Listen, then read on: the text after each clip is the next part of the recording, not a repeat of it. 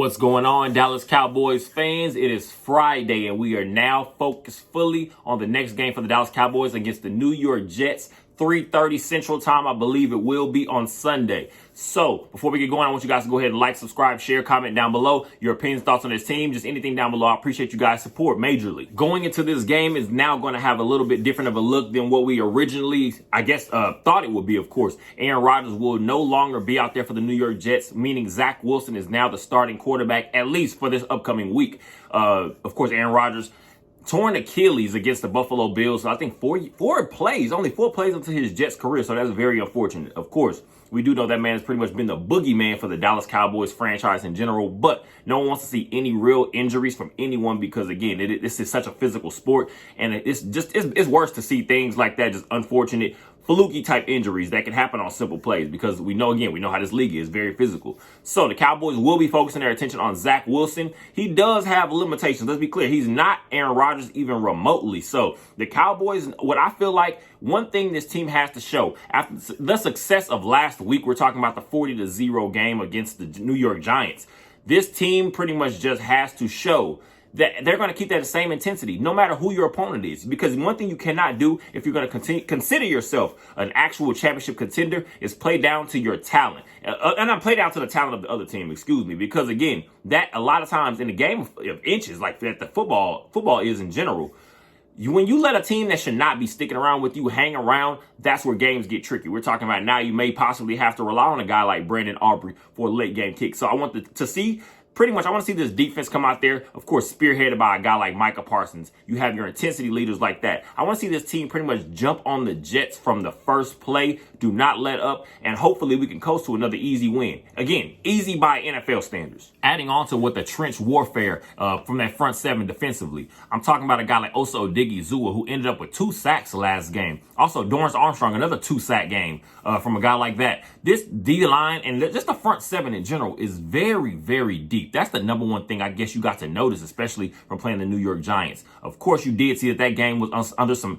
inclement weather. It was very rainy. It was very messy a little bit to a certain extent. But one thing that you can't control is the trenches, that O-line, that D-line. And we saw that, again, guys like Osa Odighizuwa, just the name, because one thing we talked about multiple times, of course, throughout this entire offseason, training camp, all that, preseason, is Mozzie Smith, first-round pick out of the University of Michigan. He is, to me, is going to be your space eater. He's going to be that guy that opens up things and lanes for a guy like Osa Odighizuwa. And also, when we're talking about just the guy, kind of play caller that a guy like Dan Quinn is, I guess you have more than a sample size, of course, just with this team, the Dallas Cowboys specifically. He's a stunt scheme master, a guy that's going to pretty much work around as many chess pieces as you can. And we're throwing in now guys like Marquise Bell. I'm going to see him as more of a blitzing type, possibly in this next game, just because, again, like I said, if you want to win this game as comfortably as I feel, in my opinion, the number one thing you're going to have to do is put Zach Wilson, put him to work from the very first snap of the game, because one thing you can't do, like I said, is just let a guy like Zach Wilson, because at the end of the day, let's be clear, it's still an NFL quarterback. You have levels, of course, to it. But Zach Wilson, you just don't want to let him get comfortable back there. And I feel like, again, just throwing in as many of these new guys and emerging guys that have shown their faces, especially just in week 1, with the sky's the limit for this defense. Unfortunately, a guy like Brandon Cooks was now dealing with what we know as a sprained MCL. Apparently, he said he played through it through the Giants game. So I'm not really sure exactly when he felt it happened. But again, he played through it, and he said himself, if he's out there are going to be no limitations. But I believe that this coaching staff, especially the training staff, will take it as easily on as possible, because, again, this is a long season. The Dallas Cowboys have much higher goals than just beating the New York Jets in week 2. It's going to be a long season, because we do know you have to worry about teams like the Philadelphia Eagles. You do have to keep teams like the New York Giants off balance pretty much, because what you're going to have to do, this NFC East, if anything, is going to be a long knockout, drag out type division battle. And I want to see the Dallas Cowboys be able to sustain success. So if we can unfortunately not going to be able to have a guy like Brandon Cooks out there, which I'm expecting, me personally, I let him sit out for the next couple weeks, because, again, it is a long season. I'm expecting guys like Jalen Tolbert to step up, because we saw just the development. Michael Gallup has spoken so glowingly about a guy like Jalen Tolbert throughout the offseason and training camp, because what he said is Jalen Tolbert is just more comfortable now. And one thing you know, once you get your playbook down, once you get those small details, how to be just an NFL player in general, but more specifically an NFL wide receiver, now you're just pretty much playing off instincts and your own ability. I feel like Jalen Tolbert now is going to be able to get the opportunity to show that he does belong on his team. Also, throwing in Michael Gallup himself. He says this is the best he's felt in a few years. So if we can get pre-ACL Michael Gallup, which we like to call it a lot around here, it seems.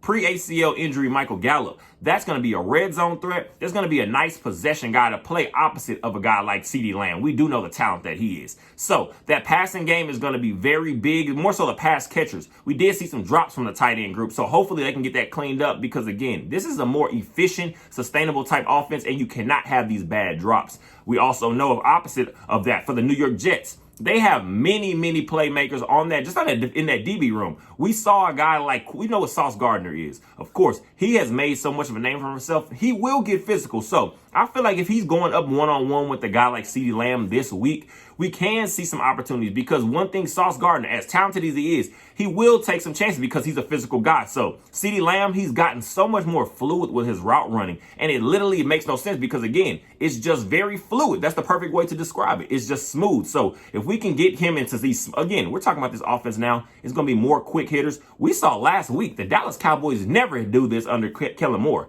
We ran a few more pick routes, which honestly sprung CeeDee Lamb on his long 40-plus yard gainer in the game against the New York Giants. Although, again, there wasn't many splash plays due to the weather, of course. But CeeDee Lamb, Michael Gallup, Jalen Tolbert. Also, throw in a guy like Kevontae Turpin. I don't feel like we're giving him enough credit because, again, he has shown that he now has some ability to be a part of this actual team, contributing in other areas outside of just special teams. So that DB room, again, we're talking about Sauce Gardner. Opposite of him on the other side playing corner for the Jets is DJ Reed. Also, look at safety Jordan Whitehead. Pick Josh Allen 3 times in Monday Night Football. That is just, again, we don't want to play around with it because I do not feel like the Jets are going to be, they're not going to lay down just because due to some injuries to the quarterback that they thought was probably going to take them on a playoff run. But I just want this team, the Dallas Cowboys, to show that we are for real. So again, like I said, the next matchup to me is going to be your receivers versus these DBs. I'm excited to see it, but again, it's going to be a battle. Let's be very clear about it. In my opinion, the third biggest key to success this week will be Dak Prescott being the best Dak Prescott that we can possibly see. What I want to see now, of course, we again go back to the weather we're talking about against the New York Giants. It was a game that was not really calling for the pass much because, again, just the way that we took pretty much control of the game from the beginning, talking about the defensive touchdowns, the special teams touchdowns to start the game off. This game got out of hand, so it was pretty much more of, again, smart play calling by a guy like Mike McCarthy in conjunction with a guy like Brian Schottenheimer.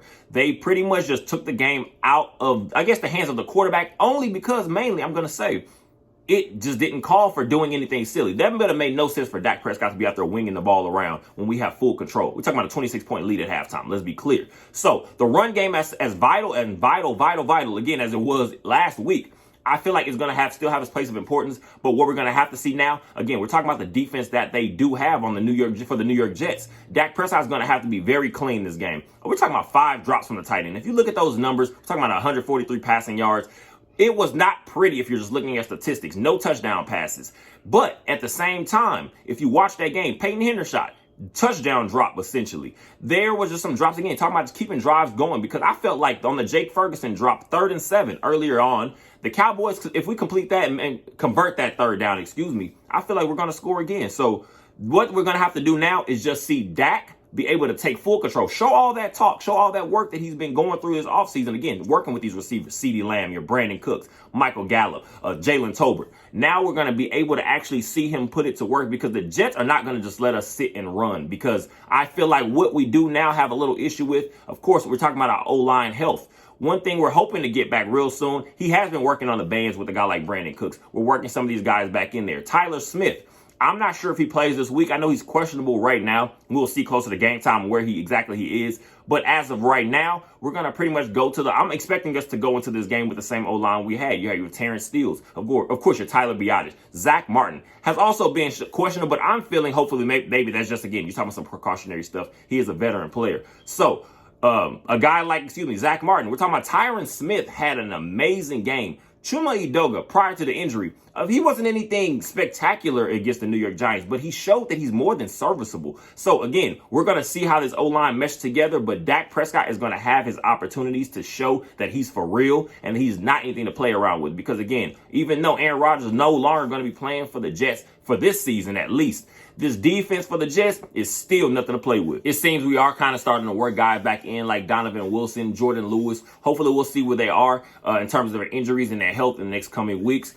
A guy that I am going to say I'm looking at to possibly be an X factor in this upcoming game versus the Jets will be a guy like Marquise Bell. We're talking about what? Second, third year, I believe, out of Florida A&M, undrafted rookie. But now, again, we see that Dan Quinn, he always has a vision for anyone that is added to this defense. It doesn't matter what you originally come in as. Dan Quinn can probably figure out something that you're very suitable at. We're talking about Marquise Bell did lead the team in tackles. I believe 8 total tackles against the New York Giants on Sunday Night Football. So I'm hoping a guy like that can just make some more splash plays and continue to develop, because adding more weapons to this defense is going to be vital for this team in the long run.